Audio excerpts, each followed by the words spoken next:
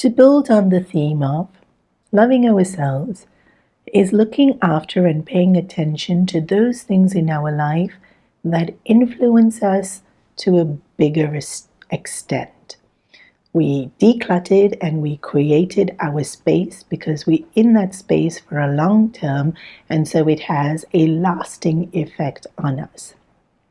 We saw yesterday also that people are very important to us, and a sense of being loved and a sense of belonging goes quite deep into our feeling of content and worthiness and satisfaction. And so we're going to be looking today at people and relationships and happy memories, but doing so with photos. Some of us collect too many photos, but who's to judge what's too many? And others may have very, very few. But thanks to digital world and all of us having cameras on our mobile phones, most of us have quite a few pictures. And if we don't, then our loved ones definitely do, and we will be able to have access to it. So yesterday we covered the part where we are social beings. Today I'm going to focus a little bit more on, it's interesting how memory works. So in terms of getting to know ourselves, we physical beings, we emotional beings, we social beings, and then we have this equipment, our mind, our brain, our intellect. And in that, a large part of our thinking is memory.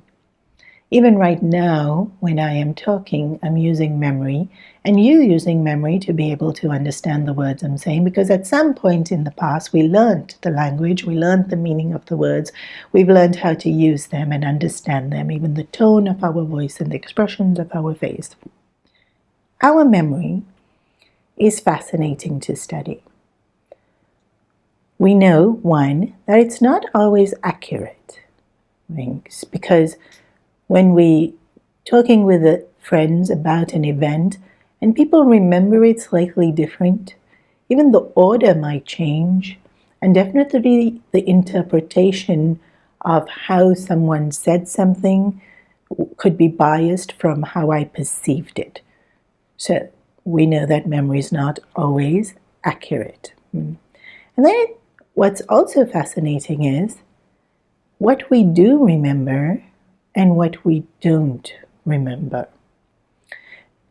We had talked about how we talk to ourselves, and interesting that if we talk to ourselves about our life being very, very difficult, we tend to remember those difficulties far more.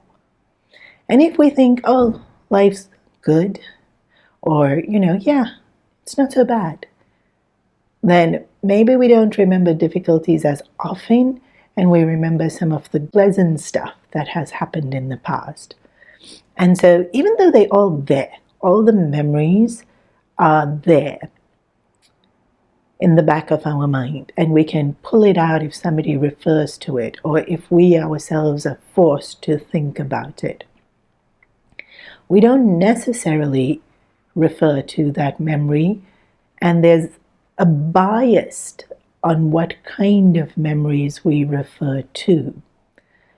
Let's say there was a particular incident that triggered me being insecure, and then sometimes I refer back to that memory so often, and then it aggravates the feeling of insecure. It aggravates the feeling of being, suffocated or insulted or whatever I found so unpleasant about that experience. Because I remember it so often, I keep those feelings very much in the forefront of my mind.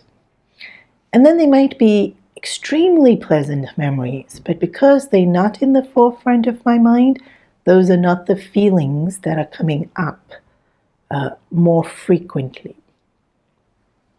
So today's task is kind of combining a few things. It's combining us being social people.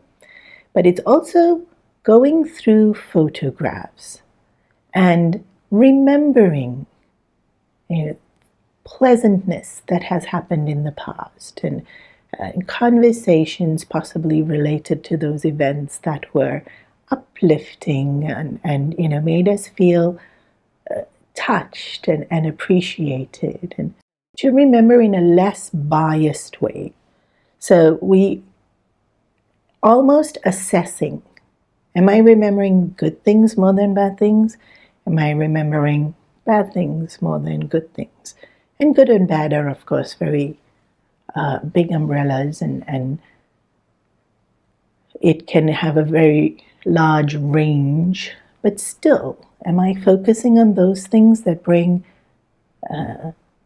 emotions to the front of my mind that are not so comfortable? Or am I focusing on those things that help me to smile and help me to uplift myself and help me to feel full? There's also aspects here. When I first spoke about self-love, I said sometimes it's not quite self-love, because as per the scriptures, they say we all love ourselves.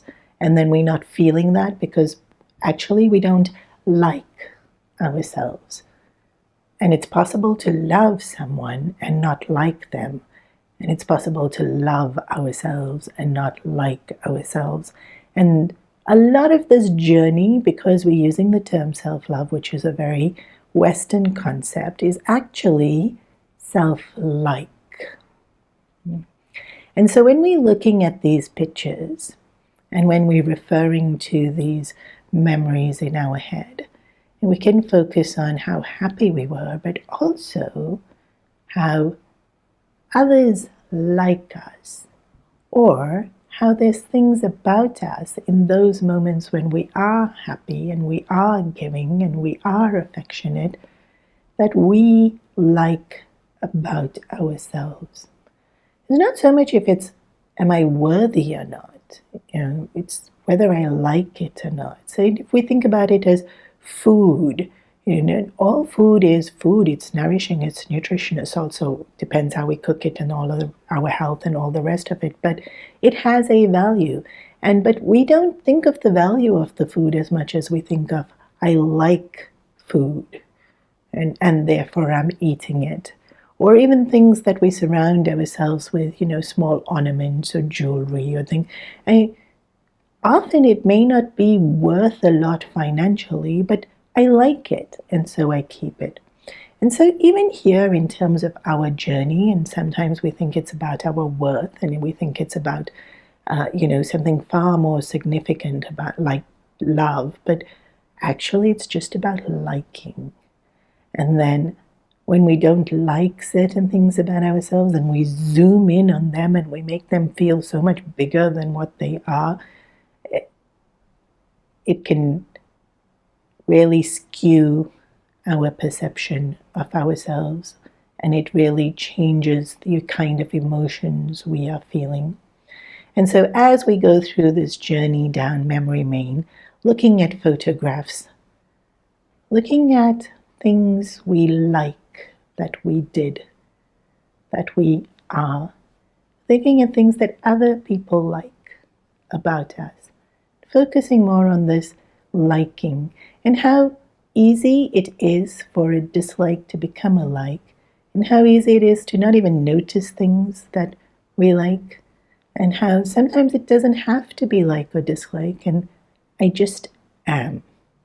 And so yes, it's beautiful to go down memory lane and remember lovely moments and feel full about that, and that itself is nurturing us.